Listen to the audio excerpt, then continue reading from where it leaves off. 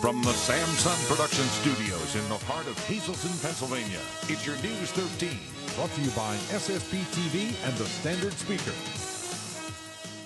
One man is dead. Some suspects on the run now in custody in the wake of a shooting death in Schuylkill County overnight. Murder on the streets of Pottsville, our top story on News 13 for this Wednesday. Good evening, everybody. Thank you so much for joining us. I'm Kathy Baczynski. Philadelphia police now have 3 people in custody after a deadly shooting in Pottsville last night. Police are charging 2 brothers and another suspect with homicide. As Matthew Petrillo tells us, the incident is drug-related. The shooting happened outside here at the Laurel Shop late Tuesday night. It's the first homicide in Pottsville in more than a year, and it happened just a stone throw away from City Hall and the Pottsville Police Station. It's tragedy.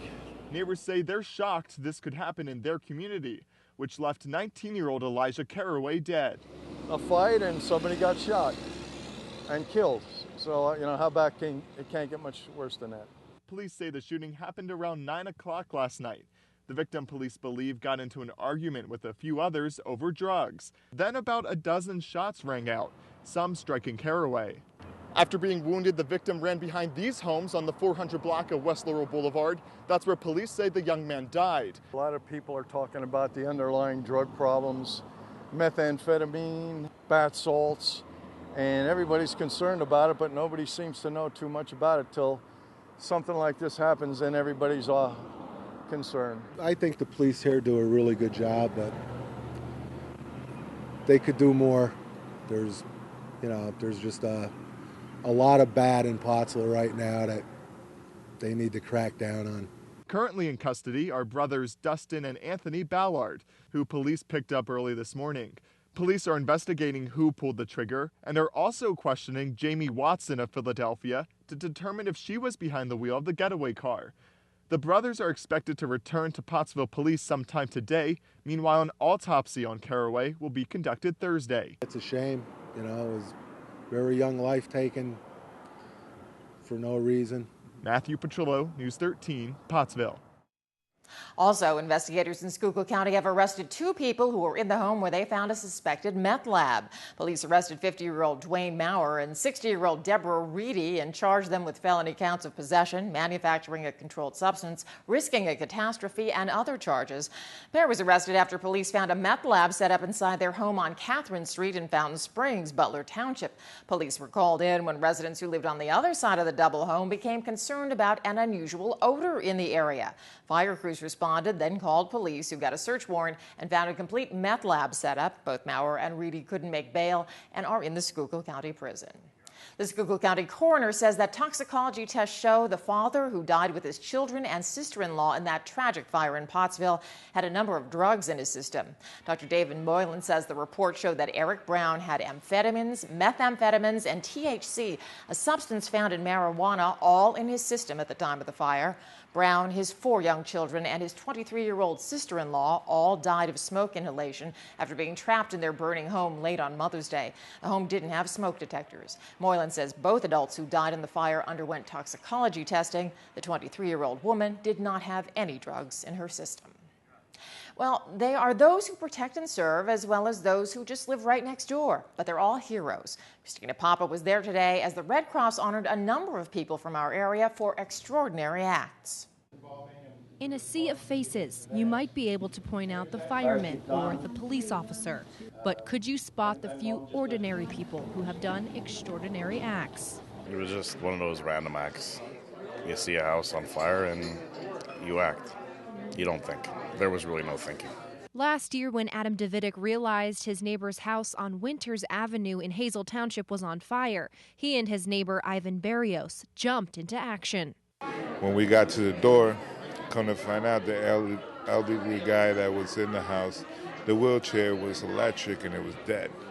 With the flames caving in, Ivan and David's fast actions saved their neighbors' lives. Me and Adam grabbed him with the whole wheelchair, and we put him out into the front sidewalk. By the time we got to the front sidewalk, the front of the house went up. Today, the Hazel Township neighbors, along with several other heroes, were honored by the Red Cross for their courageous acts. Having a heroes event, going above and beyond in a heroic measure, a life-saving event, or something that helps another person do better because of what you've done. But while the courageous citizens were taking folks out of the burning building, Fire Chief Donald Leshko was going back in to distinguish the flames. He was honored today during the ceremony, but for the fire chief, saving lives is all in a day's work. I'm very honored. I'm very honored, very humbled by this recognition. You're there to help people. You're there to work for people. You still have a family to care for, but you're also there to work for citizens and make sure that they're safe and the most important, they're protected. In all, 7 Wyoming Valley Hidden Heroes were thanked for their acts of valor during the 5th annual Red Cross Heroes Breakfast. But these awards aren't just given to anyone. These heroes were nominated by people in the community, and that's what makes getting something like this so special. You never know. Hidden heroes like Adam Davidic and Ivan Barrios may live right next door, but to them, they consider themselves just another helping hand. That's the way I look at it. We all talk, we're all friends, so if something did happen, we'd be there for each other. Christina Papa, News 13, Hazleton.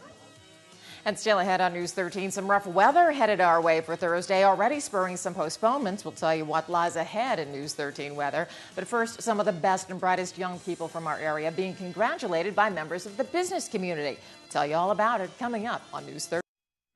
Well, everyone agrees he's been the backbone of the Hazleton area district, but a post-retirement proposal set off some taxpayer concern. In the end, it was all miscommunication. But as Christina Papa tells us, it's brought a call for better communication in the district. Every parent has concerns, but Casey Herseem is looking for the answers. As a parent in this district, my whole purpose here is to work for my kids. Parent Advisory Committee member Casey Herseem wants to open the lines of communication with the district administration. So when something popped onto the school board's agenda, she had a few questions. So last night when the agenda item for Mr. Basic staying on as an independent contractor came out, it was a little concerning. Assistant to the superintendent, Mr. Donald Basic, may still be working over the summer months in the HR department. That's because the district needs more time to hire and train his replacement. It is imperative that we do establish a per diem for him to come back after June 30th and spend some time with his successor, training his successor, so we can get off to a successful start of the new school year. But Mr. Basic had to be swayed to stay on for the summer months. He will be paid the same amount he did while working in the district. In fact, Mr. Basic's choice to retire a few months early saved the district some money. But Casey isn't concerned with the school board's possible decision. She wants to make sure in the future things like this have time to be discussed with the public. Putting it on the June 25th agenda was exactly what parents were hoping for, to promote that communication and that sort of transparency and build those relationships again with the district. The district says the issue was taken off the agenda because more pressing issues had to be handled. However, the consideration has been pushed to be discussed at their next meeting. Christina Papa, News 13, Hazleton. It was a time to honor the best and brightest members of the class of 2013 from our area. The Greater Hazleton Chamber of Commerce held its 39th annual Academic Achievement Awards dinner at Capriotti's in McAdoo last night. Students from all 5 high schools in the region were honored for their academic excellence. Nearly 200 students, family, and members of the business community came out to offer well-deserved praise for the graduates who have some big plans. I plan to attend Penn State University Park in the fall. And I will be studying communications. My whole life I've really been interested in 2 things, art and space.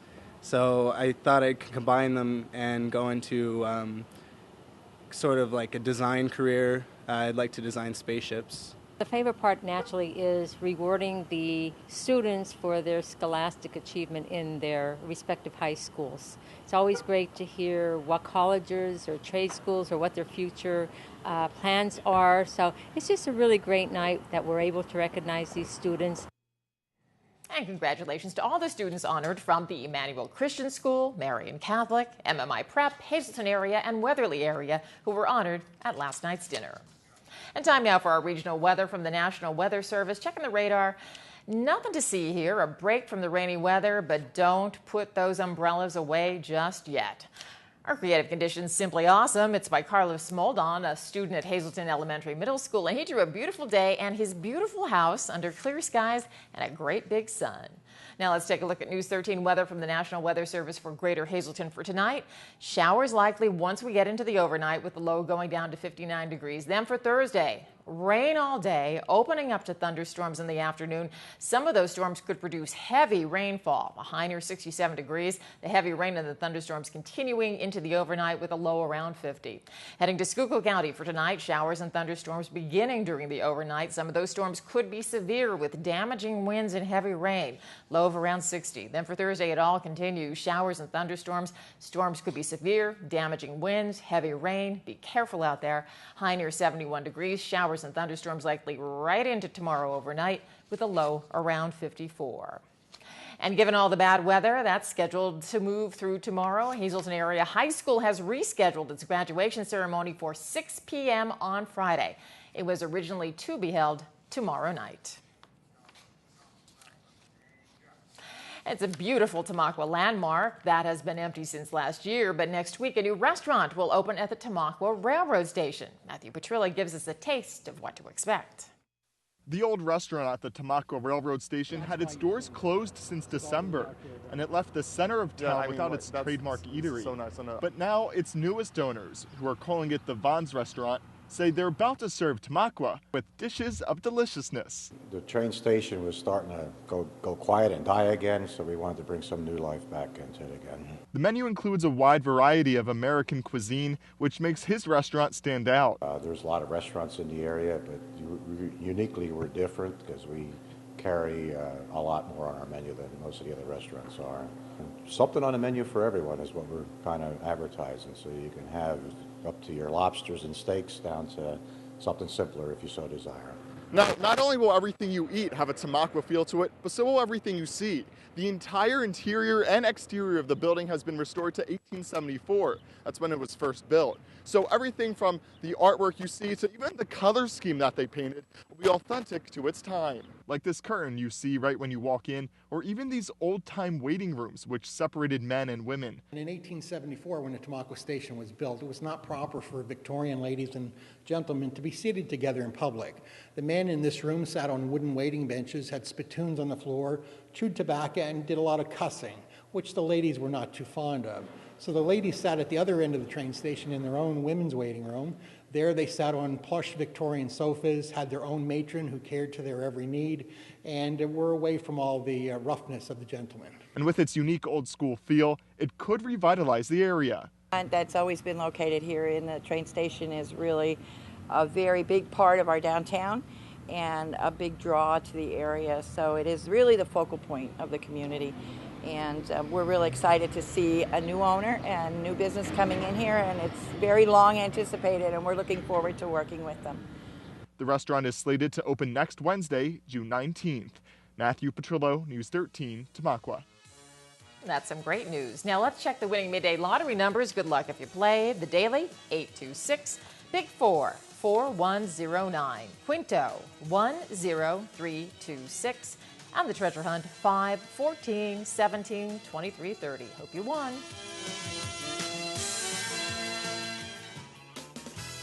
Good evening, everyone, and here's tonight's Talk of the Town report. One announcement for this evening. The Hazelton YMYWCA will be hosting their annual Partners for Youth Golf Tournament Friday, June 28th at 1 p.m. This year's event will be held at Edgewood in the Pines, and new this year, bring a guest to dinner. All proceeds will benefit the Y. For more info, please call 570-455-2046. That's tonight's Talk of the Town. News 13 would like to send sincere condolences to the family and friends of these recently departed. Thomas Stuber Mazur of Hazelton. Friends may call Thursday from 6 to 8:30 p.m. at the Hazel Chapel of the Cropton Hughes Funeral Home. Thomas J. Denard of West Hazelton.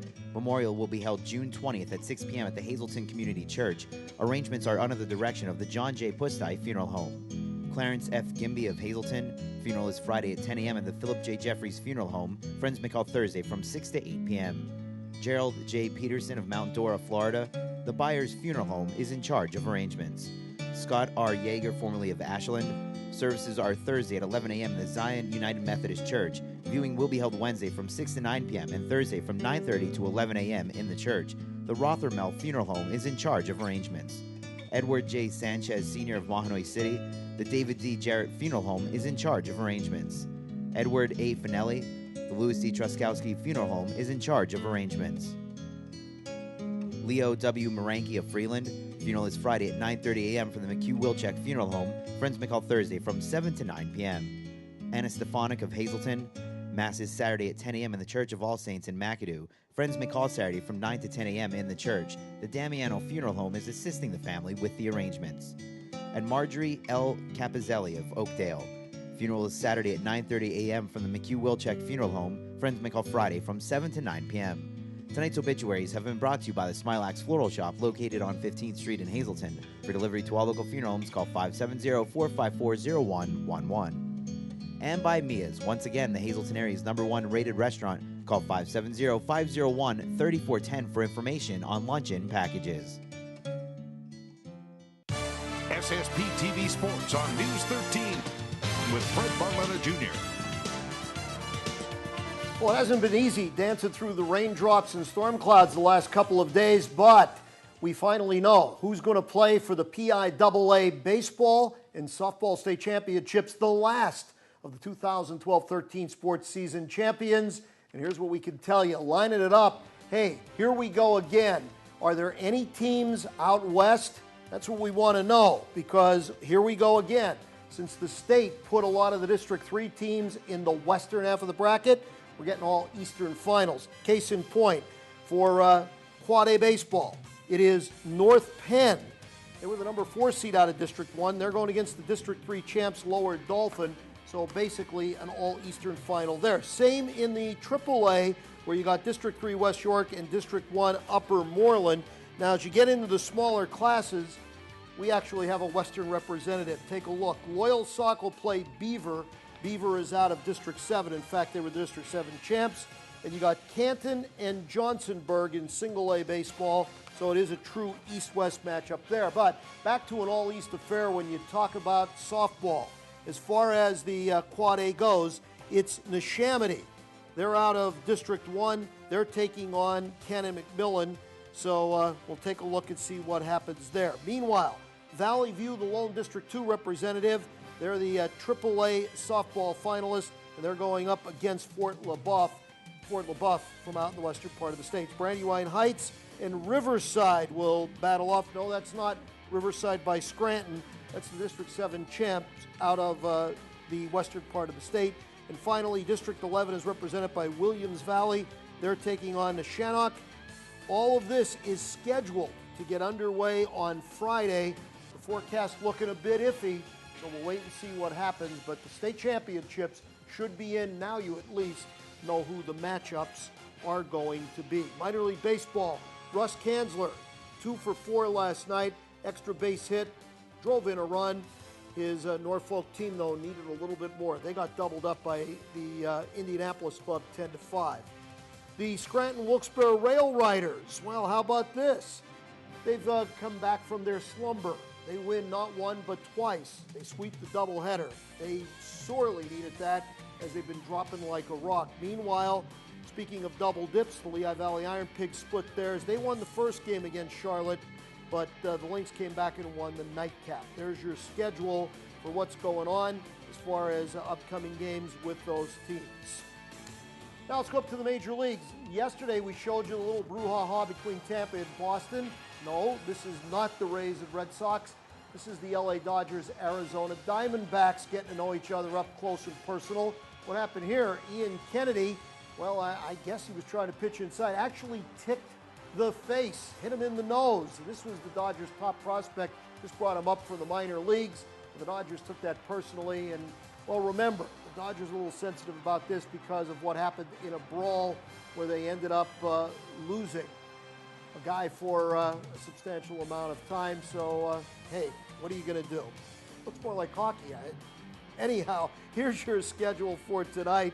They will play baseball in Los Angeles, but the Rays, 1 game 2, so the rubber match today, Red Sox and Rays. Phillies will try again interleague. They got short-ended last night. The Yankees had a little bit of a comeback, but not enough. They lost yesterday. See what happens tonight. Giants, Pittsburgh, Mets, Cardinals out at Citi Field.